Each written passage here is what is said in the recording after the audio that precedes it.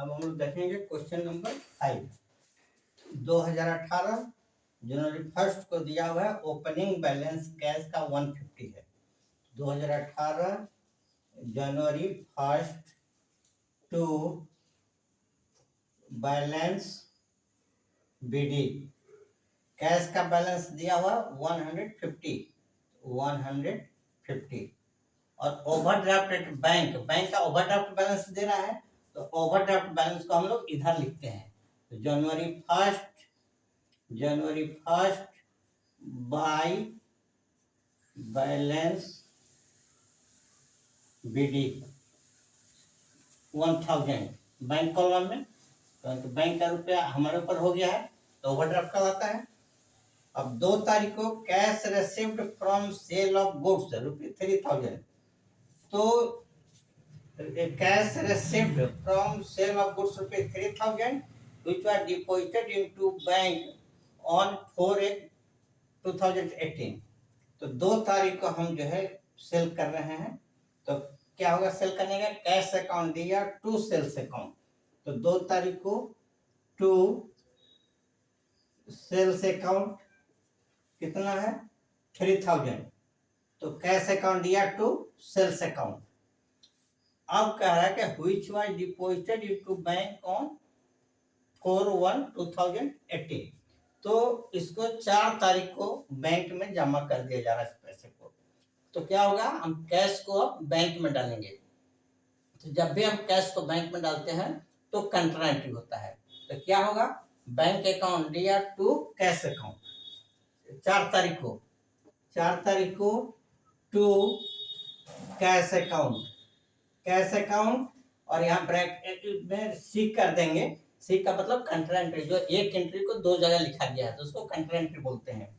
तो cash account bank में जमा कर रहे हैं, तो बैंक अकाउंट दिया टू कैश अकाउंट, तो टू कैश अकाउंट लिखेंगे और अमाउंट को हम बैंक में लिखेंगे यहाँ पर। अब इसी को फिर यहाँ लिखेंगे, तो क्या कहते हैं, बैंक अकाउंट या टू कैश अकाउंट। अब टू कैश के लिए बाय बैंक अकाउंट, तो बाय बैंक अकाउंट, यहाँ भी से लिख दिया कंट्रा एंट्री, जिस एक चीज को 2 जगह लिखा गया है। तो बैंक लिखे हैं तो इसको कैश में लिखेंगे, कैश कॉलम में 3000 हो गया। 6 को cash draw from bank ₹500 for official, तो बैंक से पैसा निकाल रहे हैं, तो कैश अकाउंट दिया टू बैंक अकाउंट। यहाँ भी कैश और बैंक है, जब दोनों रहता है तो कंट्रा एंट्री करते हैं। तो कैश अकाउंट दिया टू बैंक अकाउंट। 6 को to bank account contra entry, bank है तो कैश में डालेंगे 500। फिर इधर भी 6 को क्या हो गया, जमा करें तो बैंक अकाउंट दिया टू कैश अकाउंट, तो टू कैश है तो बाय बैंक अकाउंट। तो हम लोग पैसा कैश ड्रॉ फ्रॉम बैंक से निकाल रहे हैं, तो कैश अकाउंट दिया टू बैंक अकाउंट, और टू बैंक के लिए by cash account contra entry और कैश लिखेंगे तो बैंक में दिखाएंगे इसको। फिर एक बार समझिए, कैश ड्रॉ फ्रॉम बैंक से हम पैसा निकाल रहे हैं, क्या होगा, कैश अकाउंट दिया टू बैंक अकाउंट, तो कैश के लिए टू बैंक अकाउंट लिखेंगे और टू बैंक के लिए बाय कैश अकाउंट लिखेंगे। ठीक है। अब 15 को paid office rent by cheque, office rent दे रहे हैं तो ऑफिस रेंट अकाउंट दिया टू बैंक अकाउंट, तो बाय ऑफिस रेंट अकाउंट। तो 15 को by office rent account, office rent account, cheque है तो बैंक में 200 हो गया। अब यहाँ पर टोटल करेंगे,